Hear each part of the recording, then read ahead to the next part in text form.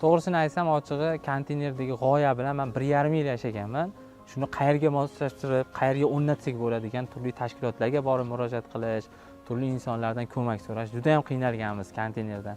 Odatda bu konteyner ertaga boshqa maqsadlarda va shaxsiy ehtiyojlar uchun ishlatish mumkin, magazin qilish mumkin, bunga joy bersak boshqa ish qilish mumkin degan ularda qarash bo'lgan. Bizani o'quv markaz qilishimiz, bu yerda qishloq yoshlariga ta'lim berishimiz ularni ham nimalariga sig'magan edi. Konteynerda odatda kuzatilmaydigan holat o'quv markazi bo'lishi. Ortimda turgan konteynerning o'rnida juda ham ko'p insonlar kerakli. Kimdir magazin qilmoqchi bo'lgan bu yerda, kimdir maktabning oldida bo'lganda o'quvchilarga boshqa maqsadlarda foydalanish reja qilib turgan joy bo'lgan.